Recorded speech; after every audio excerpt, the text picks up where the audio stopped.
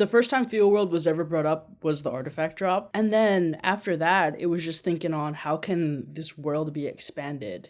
I am so like hungry to explore the world more because I was trapped in this abusive household for so long. I'm free now. Let's explore everything. And here we are now, exploring it.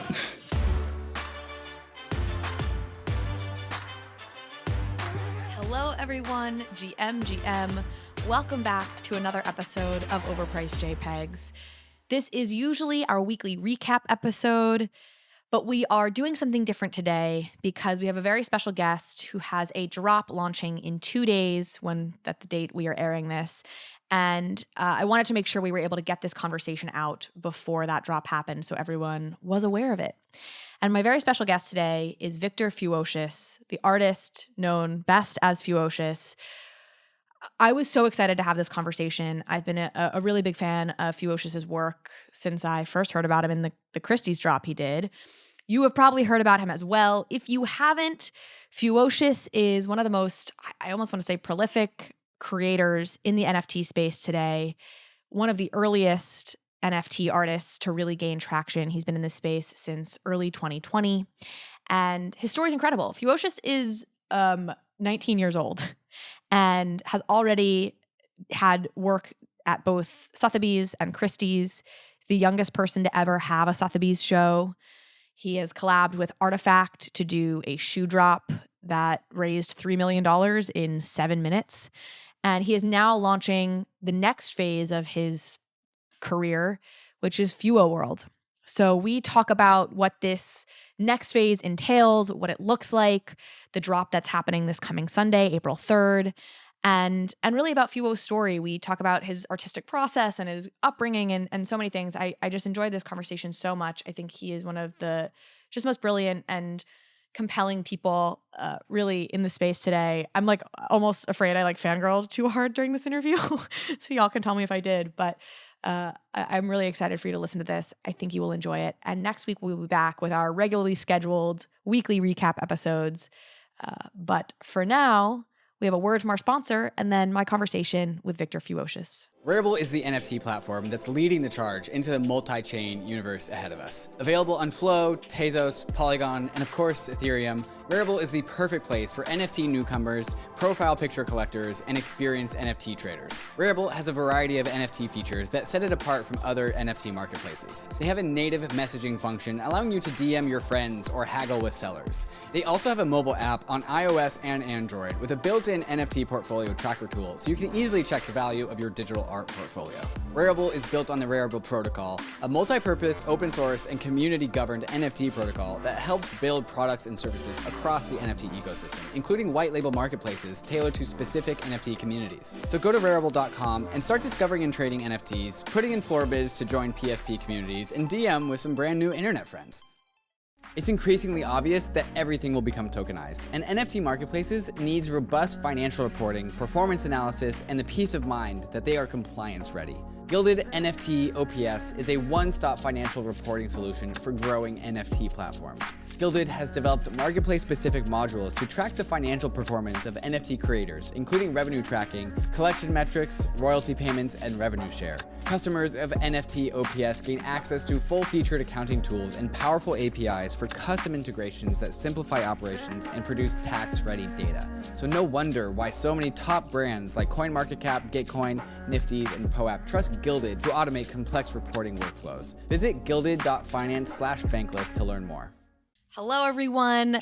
A huge welcome to Victor FEWOCiOUS, the artist best known as FEWOCiOUS, one of the most talented artists, I'll say, in the world right now, certainly in the digital art space. One of the most famous and known for very good reason. FEWOCiOUS was early to the NFT space and is just a tremendous, prolific creator. Hope you don't feel like I'm overhyping you. I truly believe this. I absolutely love your work, FEWOCiOUS. So I'm not saying this out of any place, but my genuine heart. And really excited to talk about what you have going on right now. You've made a pretty big announcement about what the next phase in your work life looks like, and we are going to dive all into that and what FewoWorld is. But let's start with just like, hello, give folks your background if there's somebody here who doesn't know your story. Wow, what an introduction. Hello, hi to you, and hi everyone listening. I'm FEWOCiOUS. I grew up in Las Vegas, and I've always loved to draw and doodle on random things, draw on my math homework because I don't really understand math. And I would draw because I thought it looked cool.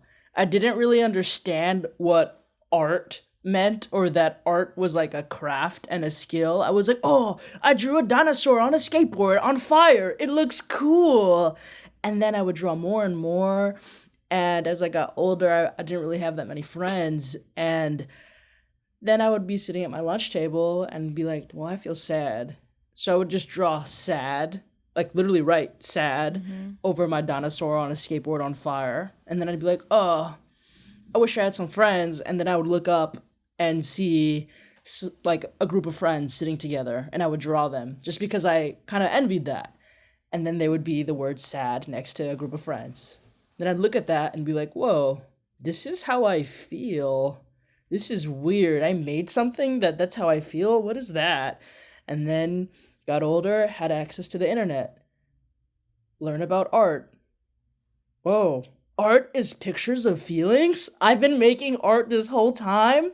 I want to keep making that. Oh, I can learn about it? And then I'm Googling like anatomy book PDFs and learning about how to draw eyes realistically. But then I'm like, that's boring. Let's make you look crazy. So that's me. So that's amazing. And this was actually a question I had for you, and we're getting to it early, which is, do you have any formal artistic training? No. The last art class I was in was like 3rd grade, where they like make you be in art class for like an hour. Yeah. And I remember the teacher being like, you need to draw this painting with this color. It was like dark blue. And I was like, why? I don't want to use dark blue. I want to use red and green and all of the colors. Why would I limit myself? And she Also, yelled at me. how bizarre to be like an art teacher being like, very specific structures and correct answers here in this art class. Like Exactly. So after that, in 3rd grade, I banned art school for myself and would just like learn from books. And how old were you when you first started drawing? You said you were really young and then had this evolution. Yeah, I'd say like 5 I would draw, but I didn't know I was drawing. I'd say 14 is when I really was like, I'm drawing.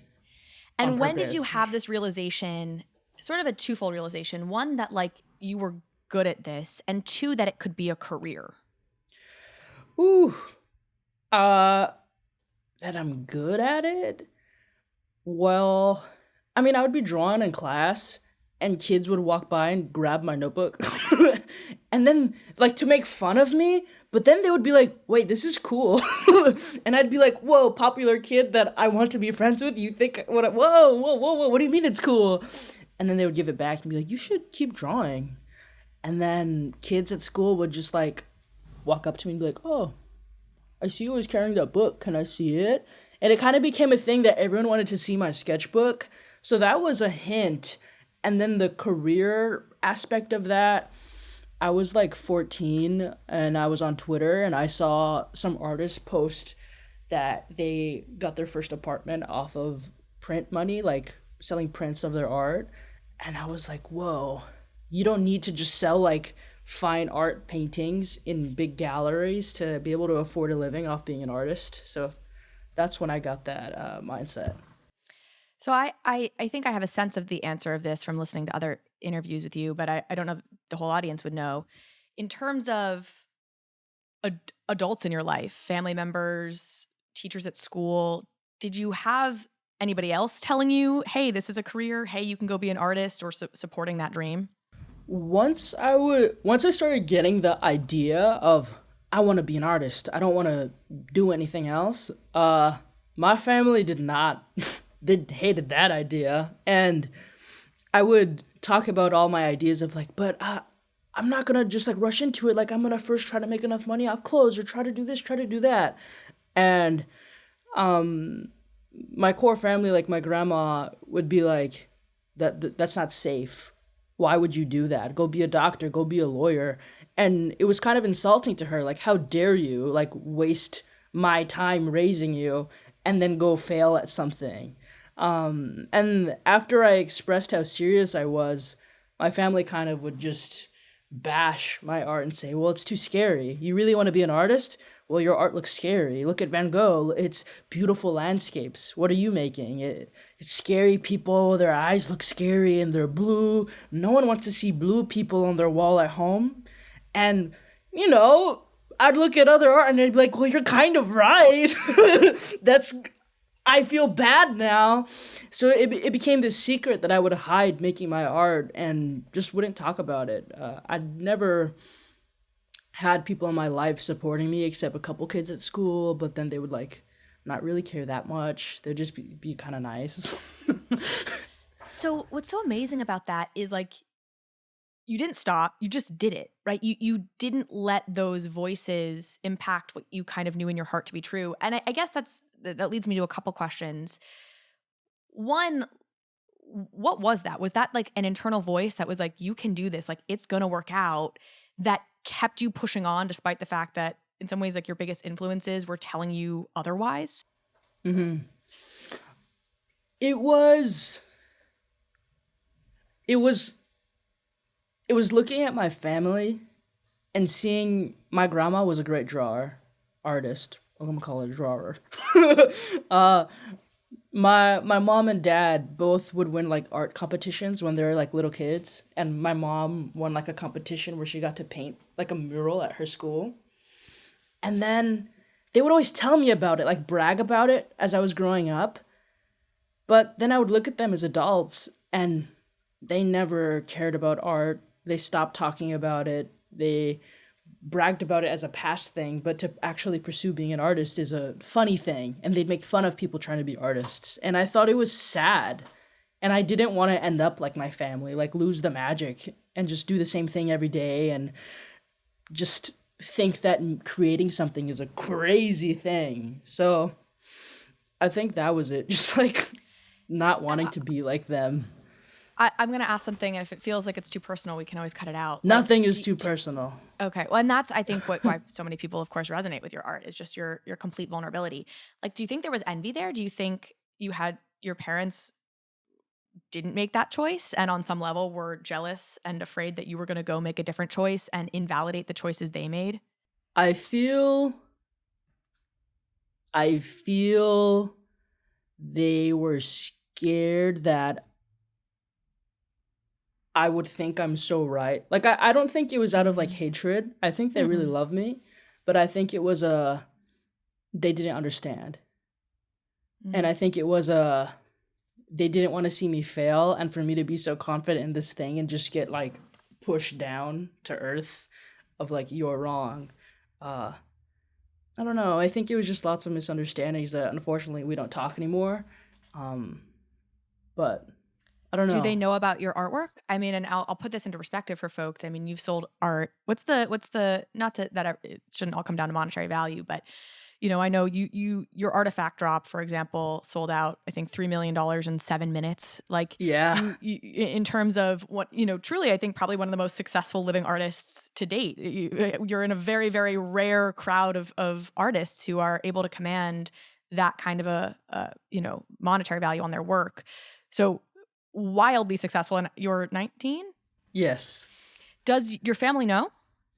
I'm aware that they know because a New York Times article came out about me where I kind of talked about how hard my family is really abusive and like the extents to how mean they were about my art were further than I kind of described. Like they would threaten to rip up my art and just call me mean names for making art.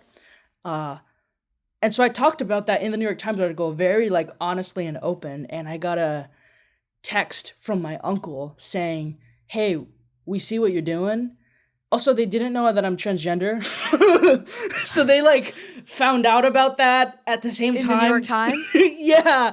In the New York Times, they found out I'm transgender.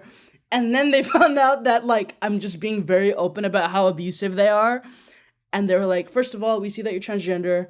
Second of all, we're mad at you because we're so embarrassed that you just said all this. How dare you say like all these things we said to you?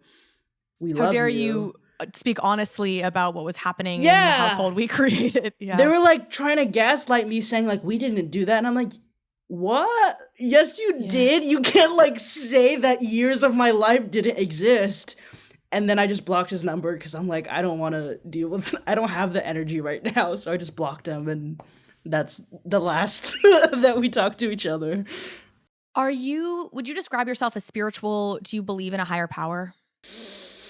I feel like there's something. I don't know what it is, but I'd like to believe that there's something out there. And when I get nervous or scared, I like to like, this might sound silly, but I have all these art books like Basquiat, Warhol, and sometimes it'll be like 3 a.m. painting, and I'm like, yo, I feel like they're giving me like the energy, like You're the like, good I painter feel energy. Basquiat like pumping through me, and we are I in this swear. club together. I love that. Well, it's that feeling like I'm not alone. Like there have been artists throughout history who have gone through something that's similar to what I'm going through. Is that part of what it is for you? Yeah, it was after Sotheby's or before Sotheby's where I was just in my room crying, and I felt so much pressure and fear because I don't know, like I went from a kid in my bedroom making stuff that was only for me and I would post it, but obviously everyone has the dream of becoming an artist that everyone sees, but I thought it would happen, but I also didn't think it would happen. Totally. Well, there's that abstract confidence, and then there's the looking at your life being like, how could this really happen? I didn't mean to continue. And I was like, oh, I have Sotheby's next month. I'm so young. I know that when I'm older, like what I make now won't be as good, and I'm just so nervous, and everyone is talking about markets. What if this one doesn't sell as much as the last one? I don't know. And then I was like, damn, how did Basquiat feel? Like he was on a other like level, like beyond, like how did he feel when he got the first gallery sale? I can't even imagine. Everyone talks about him like he's a legend, which he is, but how did he feel like when he made that first big sale? Who was there for him? What did he talk about? Yeah, you see his cool art, but like it's kind of scary to put your feelings out there in front of so many people like that.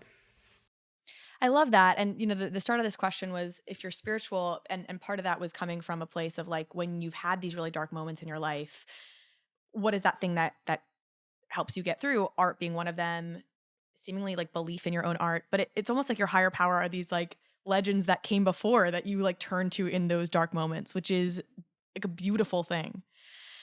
That's so true. Like with NFTs, I view it as this really cool extension. Like, damn, everyone else like died before they got to see this. And it's like, what would these super creative, awesome people do with this technology? It's just an extension of the canvas, I feel like. Like, I don't know. When I added sound to my first NFT, at first I was like, I don't want to just slap music on my artwork.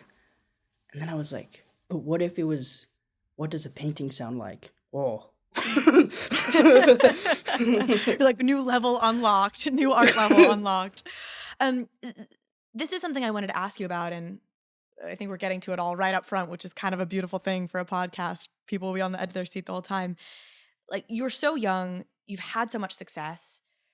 You also come from an abusive background. Like you come from a dark place, like the dramatic shift of going from an abusive household, very controlled, you know, a minor, so you have no control over your own money, to freedom, way more money than you probably could have imagined, fame. Like, how are you doing today? How is your mental health? I feel so happy and healthy, and I'm not saying happy in like a ultra high woohoo way. Like I feel like a good meal, like healthy. Like I don't know how to explain I love it. talking to you. It perfectly describes it. You're contented, you're satisfied, you're full but not overly full. Like you know, it feels pleasant. Oh my God, I totally get that analogy. Hopefully others get that analogy as well. Okay, let's maybe talk a little bit about your creative process, which you started to get into, and that can lead us into FewoWorld, which is you've been sort of teasing it for a while, but it came out today. It's Tuesday, March 29th, as we're doing this. You sort of really announced it today. I want to, well, I guess, let me ask this because you just have great answers no matter what the question is. So I'm going to give you this broad answer or a broad question, and I'm going to ultimately love your answer, I'm sure. Like, what is your creative process? You mentioned the Sotheby sale, for example. You're like, I've got this Sotheby sale. What am I going to do? Or for this FewoWorld, like, how do you begin an art project? I feel like I'm not the kind of, like, I draw a lot. I'm really bad at sketching, and I'm really bad at making prototypes. Like, I feel like I'd rather just smush everything into one and make, like, an ultra cool thing than, like, 5 okay things. So basically what I do is I just sketch, and maybe I don't even know what I'm feeling, because I'm not good at articulating my feelings in words. So it's not like I can, like, write, like, I'm sad, or, like, I want the piece. Like, I don't know how you think. I don't know, like, in your brain when you're thinking, is it words or is it, like, visual? Like, if you're not on YouTube and can't see my face, he's just blown my brain. Like, you thinking right now, what is... I have to close my eyes. Okay. Is it words? I think it's words. It's like abstractions, you know? Tell me what you think. Well, when I think, it's like fuzzy, like blackness. And then sometimes there's words. But sometimes it's like a color, like red or like magenta, gradient with green. And I don't know what that means. So, like, it's like trying to unravel that and be like, well, what word is that? And it'll be like, happy, okay. But why? And then it's like, but like, that's me breaking it down really slow. It's happening like really fast, basically at once.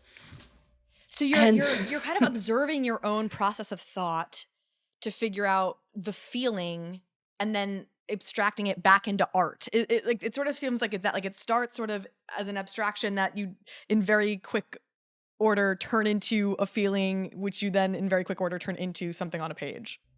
That's literally like articulated so well. Yes, exactly that. That's amazing. Okay. Next question about your process. So I'm actually have been reading a book, shout out to my friend Danny Green, who lent this to me, called The War of Art. And it's obviously a spin on the art war. Have you read it? Oh my God. The War of Art, when he talks about the muses and how you have to like, oh my God. The War of Art by Steven Pressfield is my favorite book ever. Oh my God. Okay, I'm reading it now. I love it. I was so excited that I was going to get to interview you like sort of after finding this book because, well, now you know what it is. So I would love, maybe we should give folks, do you want to give folks the like TLDR on this book, or do you want me to do it? I don't even know how to, can you do it? Because you probably say it better. Sure. No. So I'll TLDR this. Basically, it's a book by Steven Pressfield, right? Who's a writer. And it's a very short, interestingly written book that is sort of a self-help book, but it's not written like a self-help book. It's to describe the process of being a creative. And what he does is he personifies this idea of something like resistance. And if you're creative, even if you're not, basically resistance is sort of everything that causes you to want to procrastinate, that causes you to not want to do a thing. And instead of making that something that I think we all feel is like a flaw in ourselves, he takes it out of the individual and is like, there's this thing called resistance that anytime you're doing something creative or doing something hard or whatever, you're going to feel and you're going to have the desire to like avoid the work. And that desire to avoid the work is this thing, resistance. And then it's basically a book about kind of overcoming that resistance. And then there's the muse, which FEWOCiOUS I want you to talk about, but this idea that if you just show up to do the work, muses and sort of inspiration arises. And again, it takes it outside of you. So it takes it outside of like, I'm personally responsible for being inspired by something amazing, and makes it much more about the act of just doing the craft.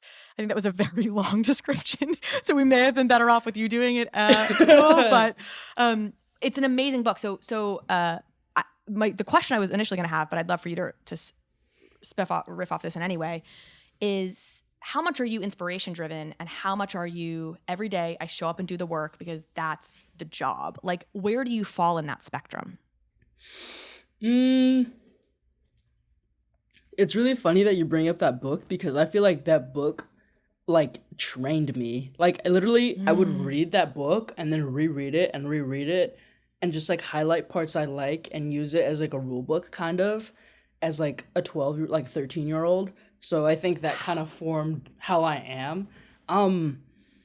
Obviously inspiration is real. Like random things do pop up, but they can't pop up unless you show up every day and maybe you think you're making like nonsense or it's boring or not perfect, but you know, you working every day, it coagulates and combines and makes this big ball of inspiration, and then one day it just kind of comes at you and you're like, oh yeah, this was in front of me the whole time. I just wasn't ready yet to put that piece in. So both. So and to give folks a little more context, right? The sort of thesis of this book is like the true professional, the true artist, and professional doesn't have to mean you're necessarily making money at it. It means you treat this seriously, you take your craft seriously, is that every day you show up. Sometimes there will be inspiration that sparks something and sometimes there won't. And it doesn't matter. You just keep showing up. You just keep overcoming resistance essentially. And, by, you know, just doing the work each day. And what's so important to me about hearing you say you love this book and that it has inspired your work is you, I think, come across as somebody who's just like, and I think this is probably true to some extent, right? But like boundlessly creative, like you just are able to make it happen and it's stress-free and you just like produce this incredible art. And the fact that you like that book tells me like you are also a mere mortal who struggle at time and who hit roadblocks and who want to tear your hair out and like, and just day after day show up to do the craft and do the work. And that's so interesting because I think it's so important for people who want to do creative work, but who doubt themselves to realize like, you know, even you are taking this like a craft and every day showing up, whether the inspiration is there or not. Oh, absolutely. I feel with creativity, there's always a tidbit somewhere. Like you really have to take every idea and just dissect it completely and just take what you like and then move on and then try to build something else with it or try to keep building on that. And I think doing that over and over and over makes you faster, which makes you like, I don't know, like people would say like better or whatever because you're making better things more consistently. But I don't know. That book is awesome. That's so cool you brought that up. No one ever talks about that book. So good. Do you have a prime way like you procrastinate, like a prime way resistance shows up in your life where when you really should be working on something, it's like Twitter. Twitter's just there being like, come play with me. Oh my gosh. You know what the worst resistance is? Is resistance that makes you think you're working really hard. Like, I'll be like sketching a lot or doing a lot of research. I'm like, oh, I need to do so much research for this project, or I need to do tons of sketches to make it perfect. But it's really because I'm scared to fail and continue the next step. Oh, that's my big resistance. Brilliant. Okay, here's the part of the war of art, right? That I found so helpful, and it's speaking to exactly that point, which was, he says, resistance will show up the fiercest, like right before you get over the finish line. It's sort of like it's always darkest before the dawn. Yeah. And there's a couple projects that I have in my life that like I was sort of at that point of like almost wanting to give up on them. And reading that, I was able to reframe the wanting to give up feeling. Instead of it being like, this is too hard or something, I was able to reframe that as that's how close I am, right? Like I'm so close to the finish line. That's why this feeling is showing up for me. I have to keep going because it's actually just resistance at its fiercest because like I'm actually really close to cracking this case. And it's sort of it's like, true. To your point, it's like just push forward when you're distracting yourself with all other like, you know, gobbledygook that seems really valuable, but it's like, you know, you're not, maybe that wasn't as related to what you just said and like I thought it was. In my brain, I'll like try to be like, oh, but like it's better to spend more time making the perfect sketch or idea than wasting time executing it. But then I'm just wasting time no matter what when like I would have saved time if I just finished it, if that makes sense. Totally. So you mentioned clothes earlier as I think in the context of like maybe being a fashion designer sort of a context. And I promise the next question I ask is going to be about FewoWorld because I'm so excited to really dive into what this is. you've pretty strongly alluded that there's probably a merchandise component. When did your interest in merging your art on the page with like clothing design, where did that start, or what age do you remember finding that concept interesting? I liked clothing before I liked art. Like, wow. When I was like 2 years old, I'd go to Walmart and see light up Spider-Man shoes. You remember being 2 years old? Well, like whatever, the youngest age okay. Where I saw Spider-Man light up shoes. That might sound silly, but like I thought that was cool. And I didn't realize it, like, not that light up Spider-Man shoes are art, but like the I don't know, Spider-Man's art. I think there's a case to be made there. That shoes, okay, Spider-Man is art. It's just like, okay, light up Spider-Man shoes. We'll go with it. I didn't realize it was like it was art. I just thought it was a cool thing I can wear and flex on my friends in kindergarten. But that was like the first interest in growing up. It's like seeing what the other kids are wearing. I thought clothes were cool, but I couldn't. At first it was cool because other kids were saying it's cool, but then I'm like, oh, it's because that shirt is red with orange. That's why I think it's cool. Not because everyone else is saying it's cool. And then, but that was inaccessible. I don't know how to make a shirt, but I can draw a shirt with a design on it, and then that looks weird by itself. So I'll draw a character wearing that shirt with the design on it, and then it evolved into my own characters with feelings. So it's like first clothing and then drawing, and then realizing, oh, I can combine the two. And then I'm just gonna draw on like a Hanes t-shirt that like my grandma had with Sharpie, and then give it to one of my friends, and now they're wearing it at school, and that's crazy. So that's where that started. So it was young because, you know, and then you had the Artifact collab. Mm-hmm. Was that your first foray into, call it quote unquote, like professionally designing for clothing / you know, call it streetwear? My first, I don't know how to say that word. Foray? Yeah. Your first toe dip into that pond? Yes. My first toe dip would be like, I would sell commissions or make commission, whatever, for $5. And I would save enough to get shirts screen printed. And then I would sell those shirts that were screen printed, and I would sell them for like $18. When I should have sold them for more, but I was like, I refuse to sell for more. And so I barely made any money. And then I would sell that to make hoodies. And then I would sell that to make to buy paint, to make a painting, because paint is expensive. So that was my first toe dip, but like big scale, major, whoa, was Artifact for sure. Yeah. Okay. It's time. I want to talk about your latest announcement, which is the launch of FewoWorld. And I want to start with tell me what this is. And I can also tell you what I've learned, I believe, about what this is. But you tell us. FewoWorld, FewoWorld is my life. Like it's, I don't even know. Like, it's so hard to put into words. It's just everything that I've ever wanted. Brain. Yeah. It's your magenta black fuzz that gets turned into a feeling that gets turned into art.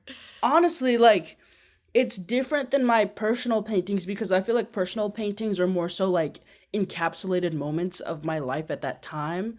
But like FewoWorld, I view it as just like a vibe, like just going for it and being like, oh, let's do clothes. Oh, obviously the clothing line will have an articulated storyline and stuff, but like, what can clothes be? I don't know. Growing up, there was so many things that I didn't understand why people didn't make it this way. So it's my turn. I want to make it my way. I would watch shows and they would change my life. And I'd be like, maybe one day I could do that, but that's not accessible. But with What's Web3, a show that changed your life? I mean, I was thinking more so movies like WALL-E. Okay. And like Up, like that made me cry so bad. What? Or like Spider-Verse. Spider-Verse is so good. And I want to make something that makes some other little kid look at it and be like, wow, I feel empowered to go create. And I think with Web3, seeing like working with the Artifact guys, they were the first time I saw people feel empowered to like to just do it on their own. They're like, why do we need someone else? Let's just make it ourselves. You want to come with? And I was like, oh yeah, I'll come with. And I feel like working with them kind of trained me and taught me so much about, oh, I don't need to just make paintings. Like, I love making paintings, but also I'm allowed to go make clothing. I'm allowed to go talk about my characters in other ways and express them in further ways. It's art. And art, I don't want to stick to one medium. I want to do everything. So that's FewoWorld. When did you first start using the term FewoWorld? Because I'm using it to describe this sort of upcoming drop, but I may be erroneously doing so. Is FewoWorld a term you've been using for a long time, and it's sort of to describe your ecosystem? I'd say, yeah. Like, the first time FewoWorld was ever brought up was the artifact drop. Okay. And then after that, it was just thinking on how can this world be expanded.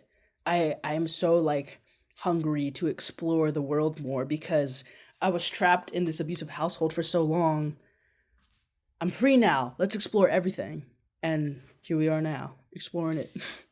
Living a bankless life requires taking control over your own private keys. And that's why so many in the Bankless Nation already have their Ledger hardware wallet. And brand new to the Ledger lineup of hardware wallets is the Ledger Nano S Plus, a huge upgrade to the world's most popular hardware wallet. With more memory and a larger screen, the Nano S Plus makes it easy to navigate and verify your transactions. And the paired Ledger Live desktop app gives you increased transparency as to what is about to happen with your NFT. What you see is what you sign. The Nano S Plus gives you the smoothest possible user experience while you're doing all of your crypto things. So go to the Ledger website to check out the features of the new Ledger Nano S Plus and join the waitlist to get yours.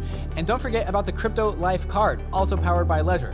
The CL card is a crypto debit card that hooks right into the Ledger Live app, right next to all the DeFi apps and services that you're already used to doing, like swapping tokens and staking. So if you don't have a Ledger hardware wallet, go to ledger.com, grab a Ledger, and take control over your crypto.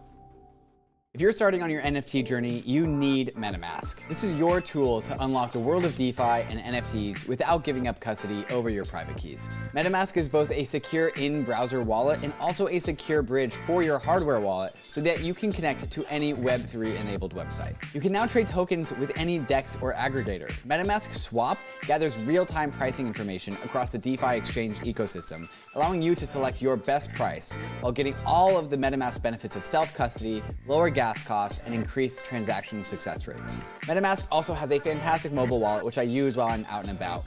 And I use it to collect POAPs, NFTs, and use it for all my DeFi things while I'm away from home. If you haven't downloaded MetaMask, you gotta try it out. Download MetaMask for desktop and mobile at metamask.io, or load up your Ledger, Trezor, Keystone, or Lattice hardware wallets so that they too can get into Web3.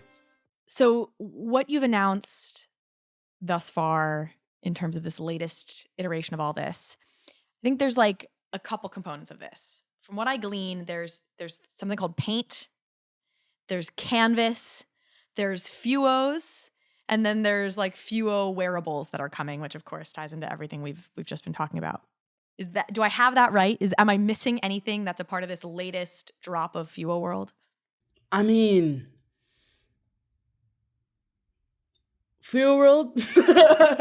FewoWorld is starting with Paint, yes. And Paint is the building block to everything else, and everything else is kind of undetermined, more so from a standpoint of like, well, I'm learning. What if I learn more and then I can make it better? And yeah, but that's pretty much everything, like Paint, Canvas, Fewos, fashion. So we'll get into each of those. I'll ask this also stage setting question, and this is a loaded question. Is FewoWorld a metaverse? I don't know if I'm allowed to answer that. It feels like that's the obvious thing, but when you didn't start off with FewoWorld's a metaverse, I was like, well, I guess I'll ask the obvious question. It's got the name world in it. My goal is yes. That's what I'm working towards. That's why it's Paint is building block, because we need to like get there first. Did you have opinions on the Bored Ape metaverse and ApeCoin launch and all of that happened recently? I mean, I think what they're doing is cool. I think it's really cool just to see the community grow and explore, and I'm just excited to see like that's one take on like a path to go, and it's just like, oh, what else is there? The reason I ask is because that drop and then others that other things that have been happening, Meta Angels launched their own Meta Angel marketplace, if you're familiar with that project. And I made, I think, a comment in an earlier podcast episode about this, but it's relevant here, which is like, I love seeing this, I think, artists and projects just like being empowered, And it was like, okay, yeah, we have the Sandbox, we have Decentraland, and there's no knock on them, but like the reason we're all here is your art, Fewo. The reason we're all here is Bored Apes. Like right now, the reason this ecosystem exists are these projects and these artists.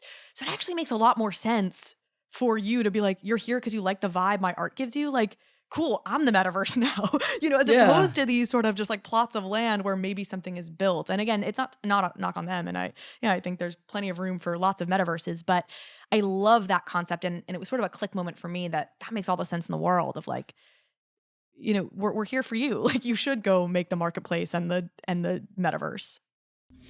I think it's fun to see creatives explore further ways to express themselves in ways that have literally just never been done before at all. Like, I would say, like, the closest thing is, like, a store in real life. And that's, like, not even. Not even. It's just, what do you mean everyone's making their own metaverse? That's just such a... If you said that to someone from the 1700s, they would explode. Yeah. Like, that's a nonsensical word, you crazy person. Like, here's an asylum. Like, so sad. I'm just forward thinking. Which sums up, I think, a lot of history. Okay, so let's get into these components that you've mentioned so far, and then we'll get into maybe what this looks like in 6 months, 1 year, 20 years. I'll just overwhelm you with those questions. So Paint, you said, is the building block. And what's been announced so far is that Paint is going to be available to purchase on Nifty Gateway. Yes. Starting, I believe, April 3rd. April 2nd is pre-sale. April 2nd. Okay, pre-sale being for FEWO piece holders if you own some of your existing work. Yeah, if you hold a FEWO, you can get into pre-sale, but April 3rd is like public sale. Okay, so you basically have 24 hours to mint paint. And you can mint as much paint as you want in that time. And mint are ERC721, unique NFTs. Yes. And it sounds like, are they generative? Yes, they are generative. They are generative, and they each contain within them, like, we're sort of using paint in two ways here, I think, right? There's paint as sort of the NFT, but then as part of the traits of that NFT, there will be a certain amount of quote unquote paint that each NFT is ascribed. Is that true? So like I could get one paint that has more paint than the paint your paint has. Yeah, I know it sounds kind of confusing, but like, so that's right. So my paint drop, everyone gets a paint drop, but it's like how much paint is in your paint drop. Okay. My paint drop might have 1 paint in it, but yours might have like 200 paint in your paint drop. So on a note on the paint drop front, and this will be a way to encourage folks to go to the website, which we'll link to below. I wanted to know, because I am obsessed on your website right now, FewoWorld.io. It's a scroll down site, and it just sort of scrolls endlessly. And on the paint part of the website, it says paint is the building block to all life in FewoWorld, and the paint turns into FW, and then it goes back to paint. Like, I just loved your website, and I was like, how much of this is like, do you creative direct and control all of this, or are you like, I have this? I'm sure you have a talented team regardless, but like, how involved in the nitty gritty are you of like what this website looks and feels like? Everything. There was you're so brilliant. Truly. Every paint drop, I sat with my 3D artist Logan. We sat together and we made paint from scratch together. How the hue, the way the light comes through the paint, I was there and helped make sure it looked how I wanted it to look. The website, literally like until today when it, like we opened the website, it's like, oh, let's change this button. Oh, I need to draw the button. Okay, here. Yeah. So it's like me drawing and sending it to Aaron, the web designer, as he's coding it. The startup life. Well, everyone should go and check it out. I think the website is beautifully done, and the little details are there, and that's why I wanted to ask that question, because it has your fingerprints obviously all over it. It's literally it's your brain, but I'm not surprised to hear you're that deeply involved. Okay, so that's paint, and so you can buy a paint drop. I think if you're not on the pre-sale list, it's $1,000, which was also interesting if you list it in USD. And then it'll be that'll get you a paint drop, and you'll have a certain amount of paint in there. Can you explain to folks what we can do with paint? I don't know how much I'm allowed. Do more than you think. No, it's good for the podcast. Paint. I gotta be very careful with my words here. I would say that with paint, it will give you access. Okay. I think I read that you can buy canvas and FEWOs. If you have paint, you get gifted canvas, and depending on what kind of paint, you get a trophy, and you get like maybe you get a custom FEWO when we do FEWO. So it's like I can't even say that. You get a custom FEWO. Okay. And basically paint acts like power-ups for your FEWOs, and it gives you access to unlock particular things that we cannot reveal yet. Okay. And FEWOs are the collectible draw. It's a PFP. It's your sort of, collectible identity NFT. I view it as an enhanced version of that. Okay. I know. I was almost hesitant to use the term PFP because I feel like it can sound, people have feelings around that term. It's become a loaded term, but the point is it's a collectible. It's an avatar style. I don't know if it's an actual avatar, but it's something somebody might make as their profile picture on Twitter. Is that yes fair? And is it a 10,000 collection? I can't reveal that. Okay. So we're starting with paint, but there's clearly that will be evolving into meaning other things that you'll be able to unlock as holders of paint. Yeah, the way I view paint is like the first step that if you have it, it will open so many doors. It unlocks the rest of this universe. Yeah. One might say unlocks the rest of this metaverse. And so, yes, and the clear implication is encouraging folks to buy up paint. There's something, this is also on the Nifty website, where at the end of this paint drop, which again will last for 24 hours, there's a leaderboard, and the top 50 people who have the most paint will be rewarded and will get additional NFTs and sort of parts of your ecosystem. So the encouragement there is buy up a lot of paint. You're going to want to use this as unlocks in FewoWorld. Some of you will be explicitly rewarded for it, but in general, it's probably good to have a lot of paint if you like Fewo and want to be a part of this. Yeah, like it's just a reward of like, if you believe in it that much that you're going to spend extra, then heck yeah, like here, you get a custom FEWO, here's a trophy, like thank you so much. But the general like idea is like, hey everyone, we are about to make something really crazy, and there's no roadmap, there is a crazy vision behind it, and we're going for it. But like with paint, this is the first step, and if you happen to buy a lot, then thank you so much. Like here's a reward for that, So let's talk about your future vision here. I understand. I'm seeing you squirm anticipatorily, potentially. You mentioned movies that inspired you. In the grand vision here, is that a place where you'd like to play, create your own characters, Pixar style, have shows, movies? Is that of interest?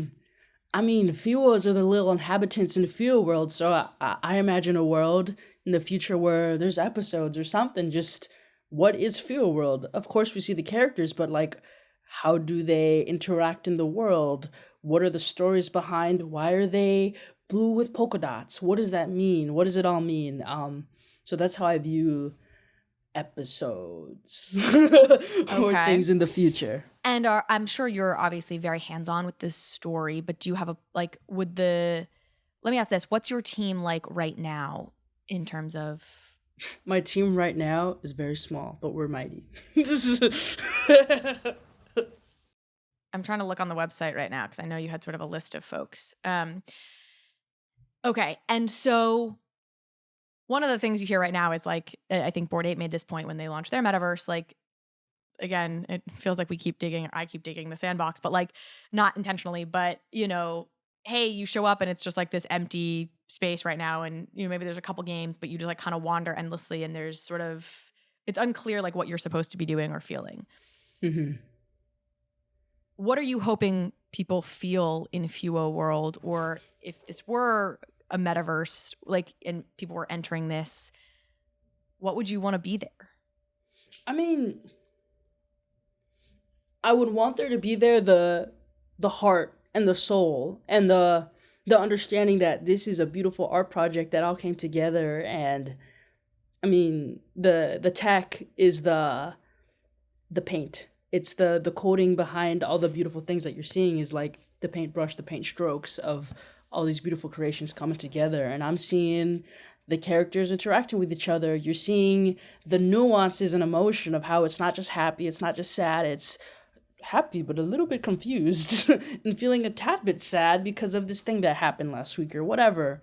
I think just seeing the characters for what they are and seeing all the complexities of the world. World is not simple. Our world is crazy, and I think FewoWorld should be crazy.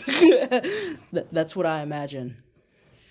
When you think about the metaverse, let's call it as a concept broadly, forget FewoWorld specifically, because I know it's hard to talk about specifics there when there's so much you want to be careful about saying.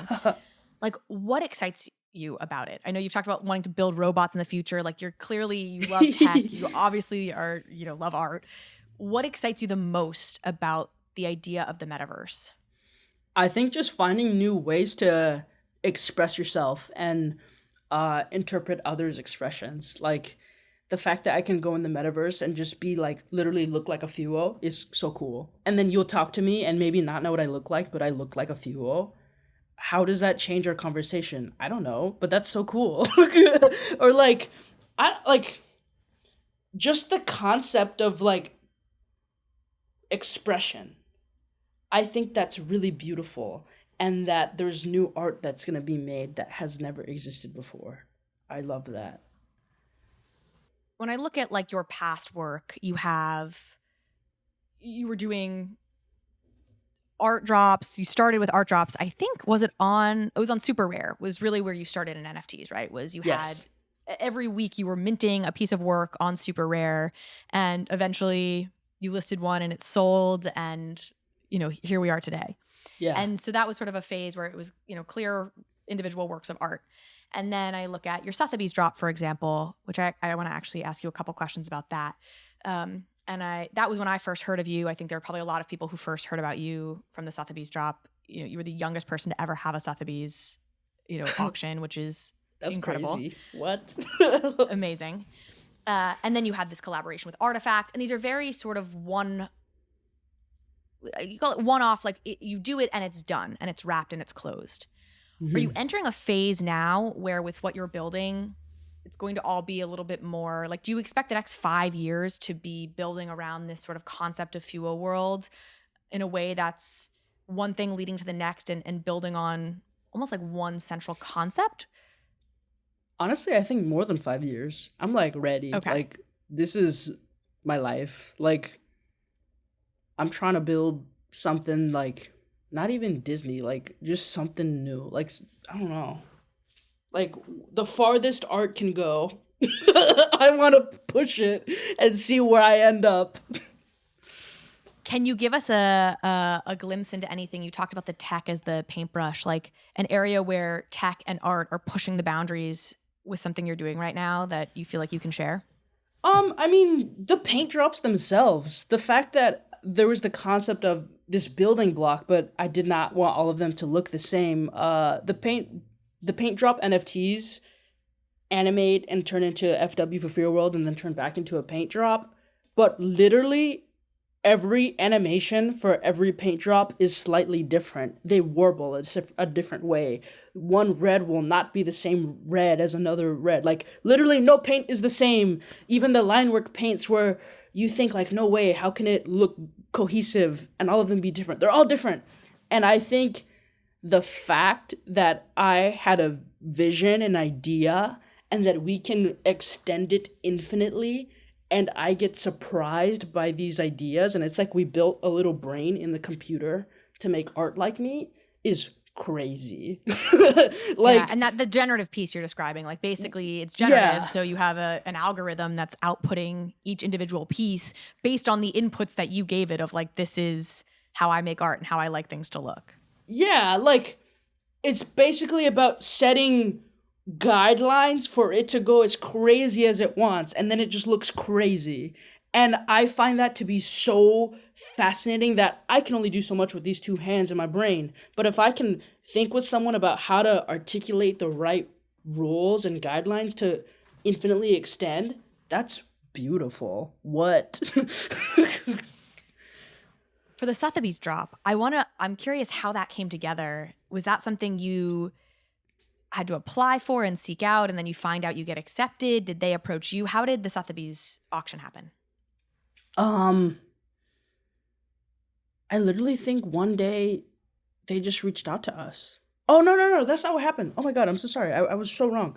My friend Ryan, thank you X. He is an amazing painter and curator in the space and just amazing soul. And one day he called me and he's like, dude, I'm curating a Sotheby sale. Do you want to be in it? It's about showcasing painters or any physical art and connecting it with Web3 and showing the traditional art world that they don't have to be so separate. It's like a bridging the gap. And I was like, yeah, that's crazy. What? Like, I don't even know how you got that opportunity, but yeah, I'm in. Like, come on, let's do it. And he was like, cool, you're in. Do whatever you want. Physical, NFT, that's it. Bye. I'll see you in London. And then I had a couple months to just think of, well, the theme of the whole sale is, well, for us, I felt like the mission, there wasn't like a set theme, but like I felt like the mission at hand was, how can we get this other part of the world to understand our part in a very artful way? And I made a big sculpture. I don't know how to sculpt.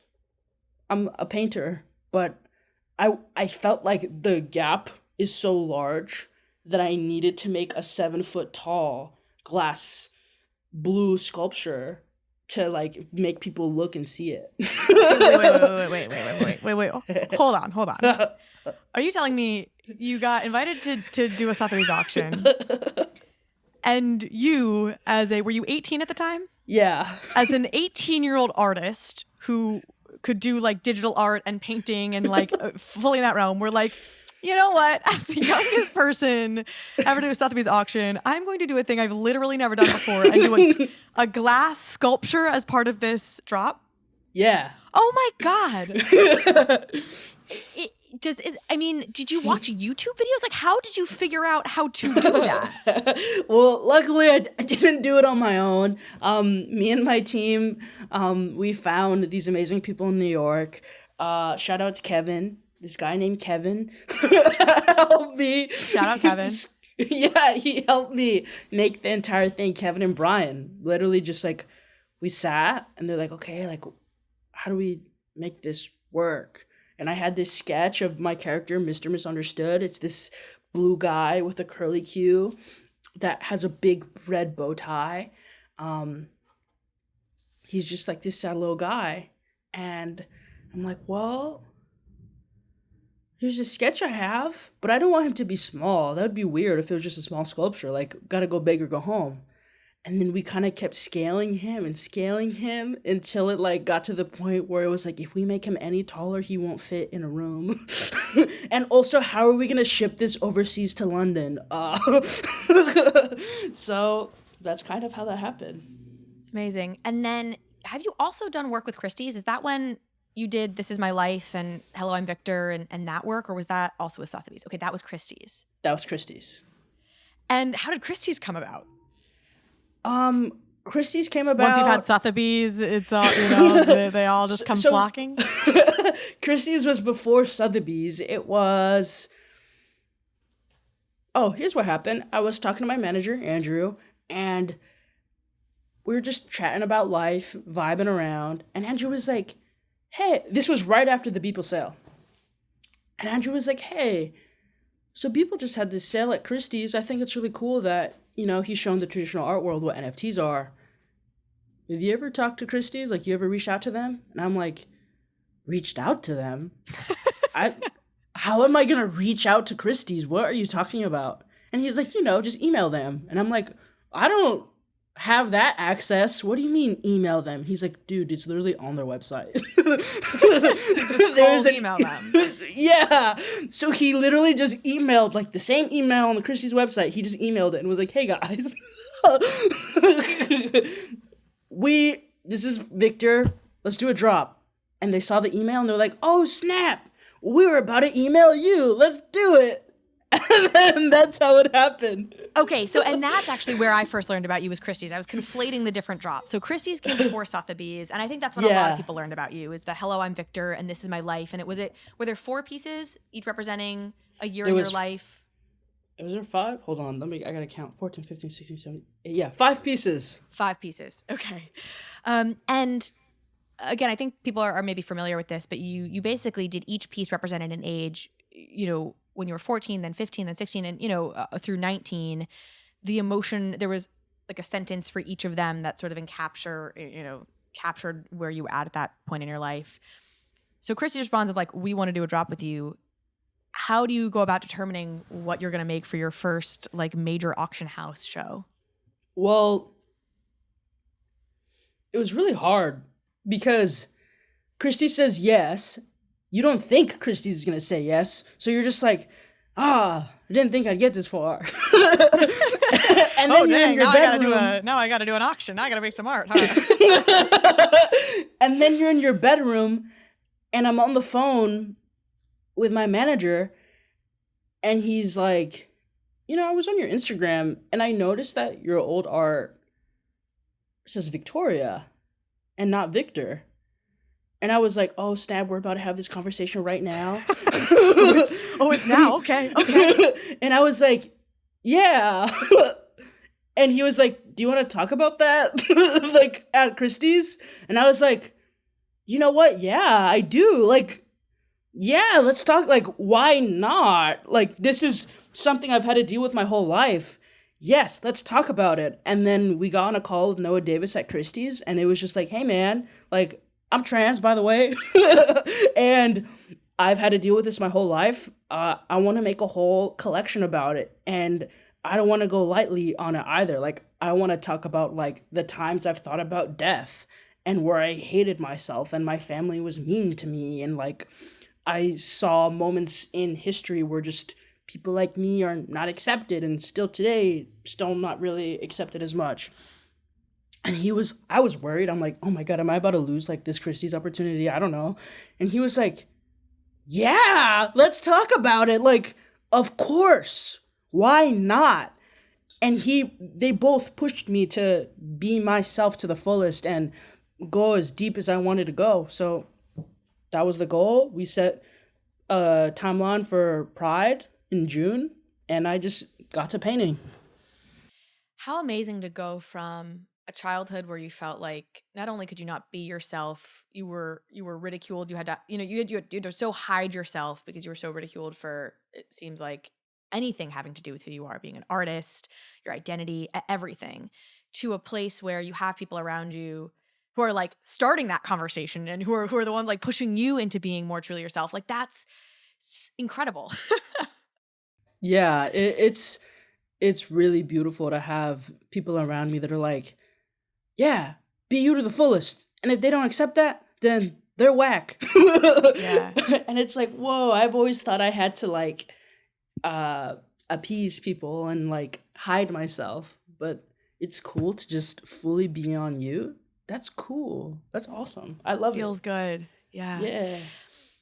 Okay, last question. We're just about at time here, but I want to, as we're sort of on the personal questions again, I know we alluded this to a little bit earlier, but obviously you're in this abusive household. You start discovering NFTs. You sell your first NFT at 17. Yeah. I think it was like a couple weeks before the pandemic, before lockdown. Is that right?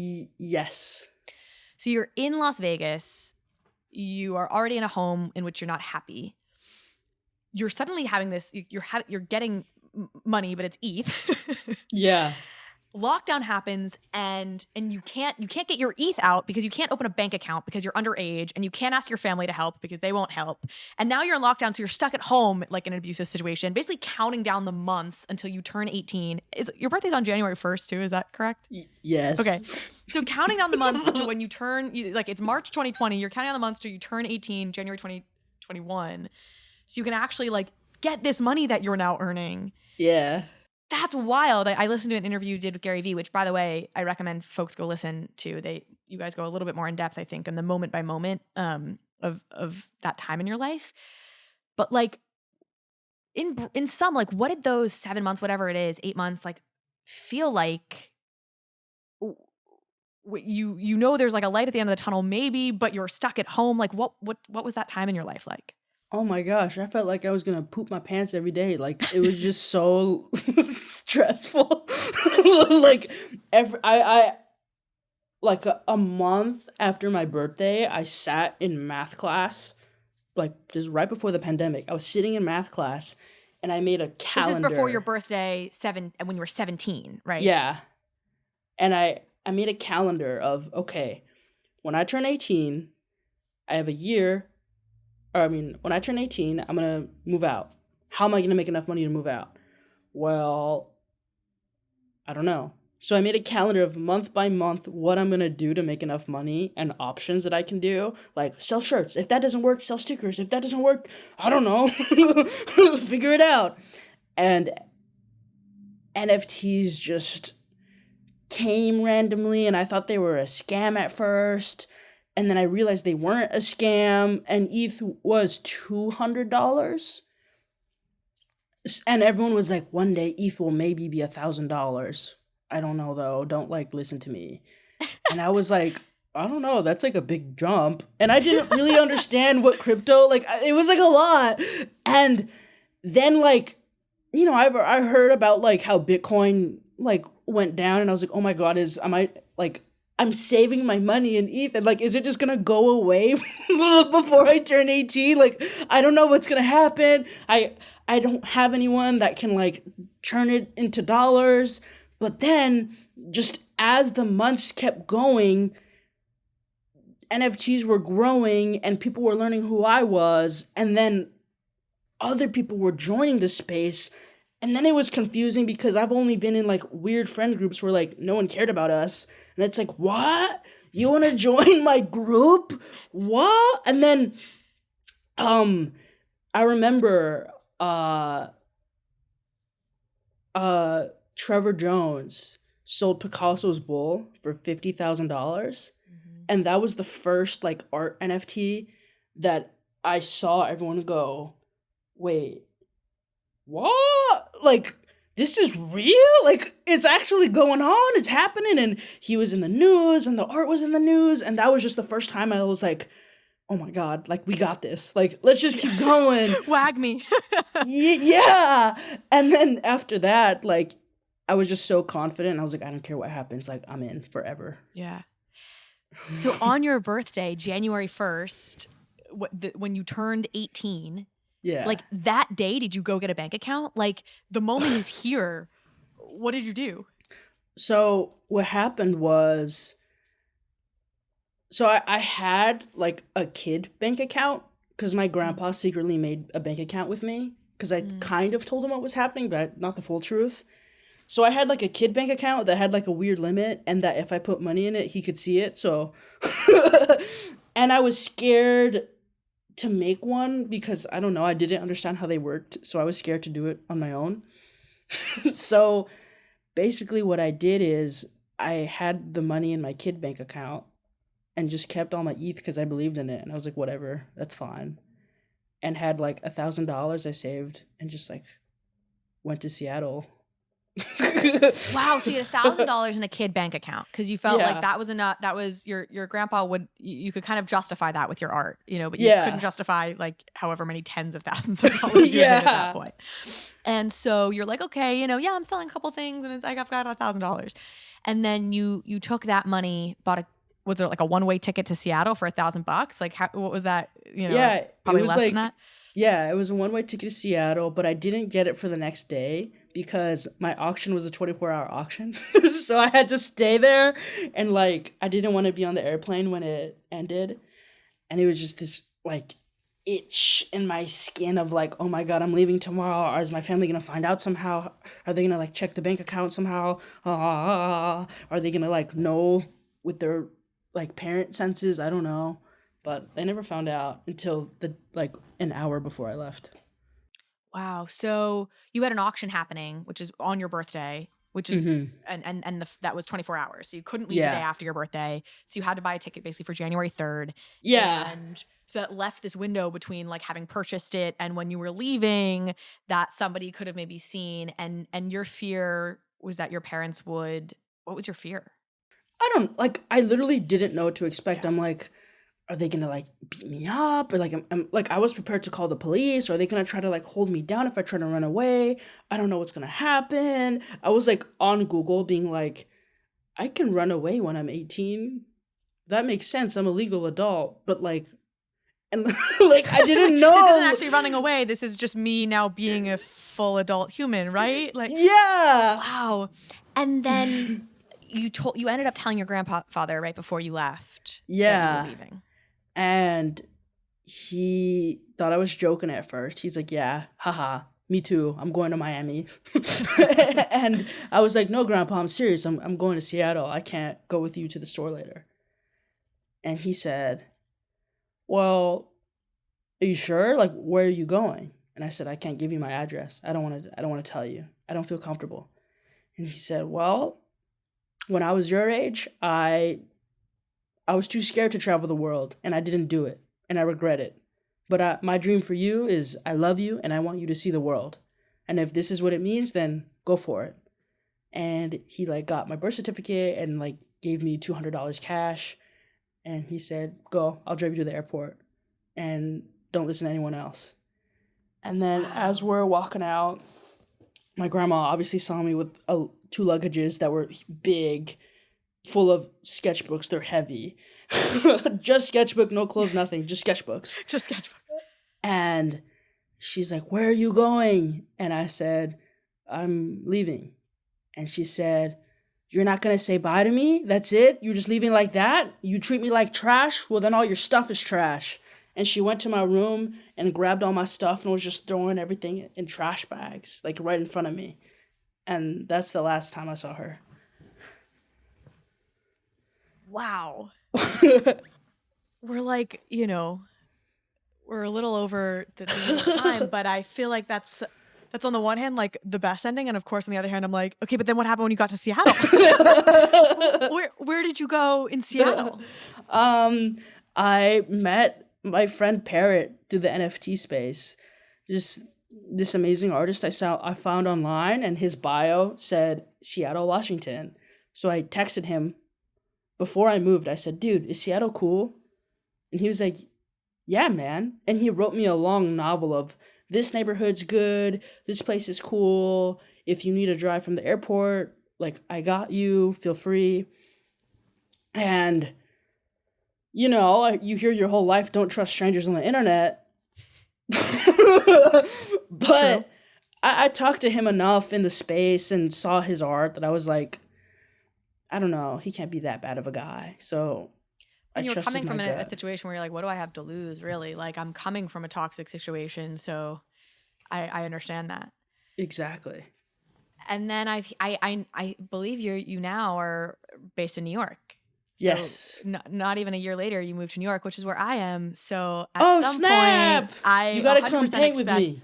I would love to. I mean, like, yeah, with anything.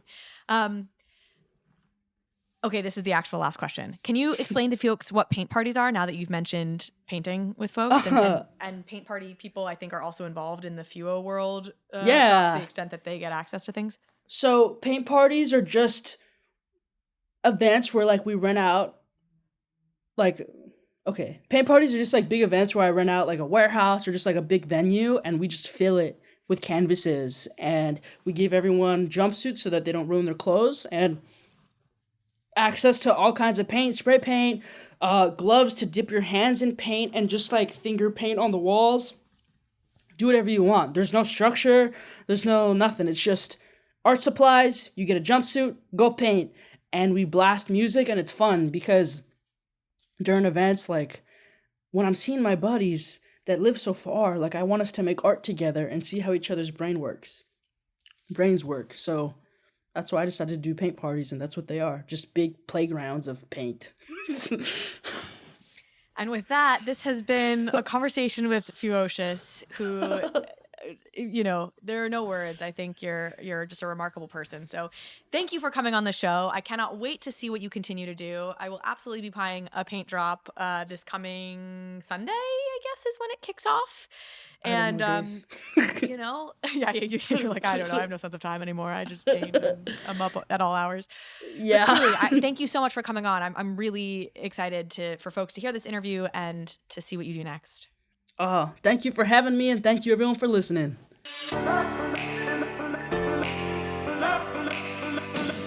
Hey, we hope you enjoyed the video. If you did, head over to Bankless HQ right now to develop your crypto investing skills and learn how to free yourself from banks and gain your financial independence.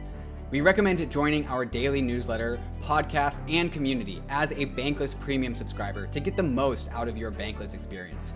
You'll get access to our market analysis, our alpha leaks, and exclusive content, and even the Bankless token for airdrops, raffles, and unlocks. If you're interested in crypto, the Bankless community is where you want to be. Click the link in the description to become a Bankless premium subscriber today. Also, don't forget to subscribe to the channel for in-depth interviews with industry leaders, Ask Me Anythings, and weekly roll-ups where we summarize the week in crypto and other fantastic content. Thanks everyone for watching and being on the journey as we build out the Bankless Nation.